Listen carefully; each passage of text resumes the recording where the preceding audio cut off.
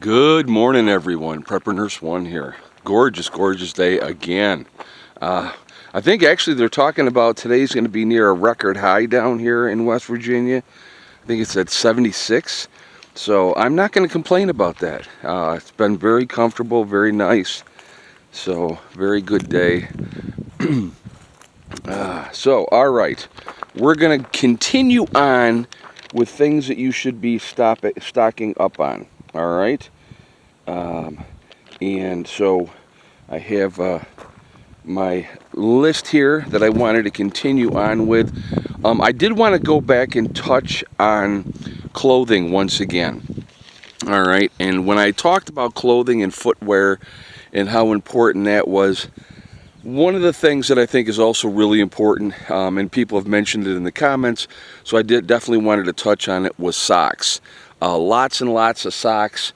Again, I've said it before and I'm going to say this again, wool socks as well. If you can get wool socks, guys, I'm telling you, the wool stuff makes such a huge difference. It's unbelievable. So that was definitely something that I definitely wanted to mention. But again, just be ready. Because think about this, okay? We're all going to lose weight when SHTF happens. So the clothes that fit us now are probably not going to fit us as well afterwards. So they're going to have to be adjusted. So if you have somebody who is a seamstress or somebody who can adjust clothing, that would be awesome in the group, right? That would be very, very helpful. But having some smaller size pair of pants probably won't hurt either. All right, so the next thing I wanted to talk about, paper maps, okay? And I would highly suggest, if you have paper maps, that you laminate them. But we're not going to have Google to be able to go and look stuff up and find directions of all that type of stuff. So especially if you are traveling, all right, and you are having to go a distance to get to your bug out location, you should have laminated maps, because if they're laminated, it doesn't matter if it's raining or not raining, you're still going to be able to look at them and read them.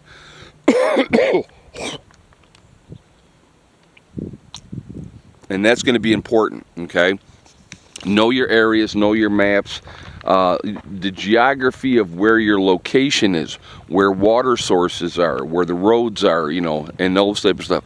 What areas you need to avoid, being cities and whatnot, and ways to get around them. That's all what maps are going to help you with.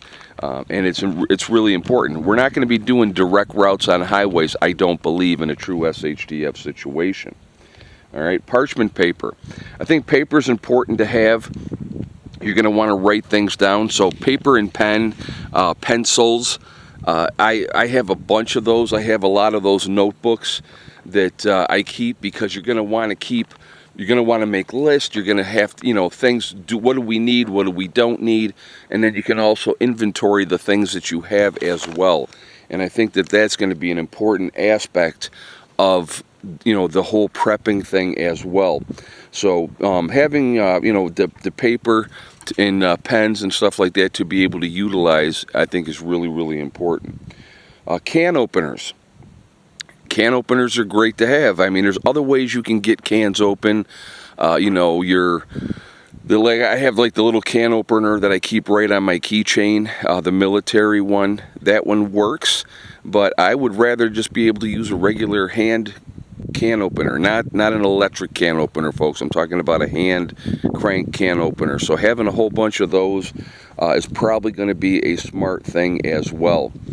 Now I believe so the next thing, let's see where we are. I already talked about those. Let's see. Peppermint oil. All right, that's actually going to be a repellent for bugs. So good thing to have. It definitely is going to help with that, keeping the bugs away. The other thing too, let's talk about this one. I think this one's important as well. Batteries. Batteries are going to be really important. You should have 2 different types of batteries. Now I will tell you what, I only stock up, me personally, on one kind of batteries. All right. I like rechargeable batteries. And the reason I like rechargeable batteries is because I can use them, recharge them, use them, recharge them, over and over and over again, as long as you have a power source to be able to, get the juice to be able to recharge your batteries, that's going to be a good thing. So I personally, I only do rechargeables. Now they say you should have regular batteries as well, but those have a shelf life. They're going to lose their juice after a while. So, you know, again, it comes down to, when it comes to batteries, it comes down to personal preference.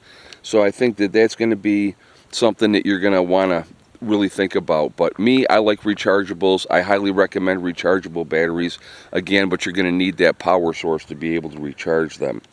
And so, you know, and rechargeable batteries, like, you know, for your tools, for your you know, for your saws and different stuff that you can use on a battery, you're going to want to be able to recharge those. The next thing, disposable razors. You know, still being, like for me, I shave my head. I want to shave my face. So I probably wouldn't shave my face after an SHTF, because it's like, who cares at that point? But I might want to, and I still may want to shave my head. So, you know, I like having razors. And actually, I'll be honest with you, I'm down right now, and I got to get online and I got to order a bunch of disposable razors. But I think that there's a certain kind that I personally like. But, you know, it's an individual choice. But you go to the dollar store, you can get all kinds of disposable razors pretty cheap. I would highly recommend getting stuff like that as well. Another thing that I would highly recommend, going back to feet, right? Feet powder, okay? Again, I talked about Vaseline in an earlier video.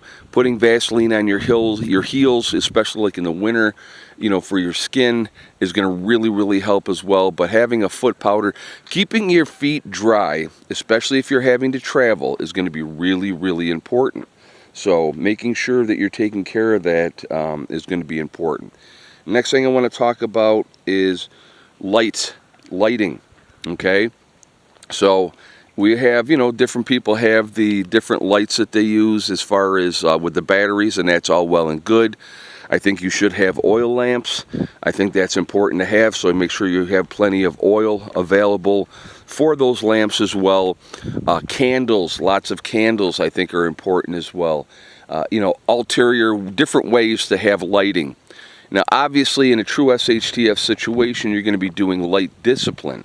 So you're not going to be, you know, having a whole bunch of lights and stuff blaring and going in the middle of the night, because you don't want to be a beacon for other people to see, hey, they got power, they got lighting, so let's go there. So lighting is important. You're going to need it. So having different options that way. Next one is going to be honey. Honey will last forever. I think it's really important. If you can get local honey from a place where you're near, I think that's a good thing. Okay. Now, obviously, we have our own beehive here at the homestead. Want to hopefully continue to expand that and keep that going for next year. So we're going to be doing that as well. So that's kind of. It's already over 8 minutes on here already. Goes quick. So this is part 5. I have a live stream tonight, 6 o'clock for hardcore members, 8 o'clock for everybody else. So look forward to seeing you all tonight. And I'm going to continue on with these. I have a bunch more things I want to talk about. I want to give you guys ideas. I want to make you think. And if I can make you think, and there's something that on a list that I give you and you go, hey, I didn't think about that, and maybe you stock up on it, it helps you down the road, that is a good thing. I will talk to you all later. Prepper Nurse 1, out for now.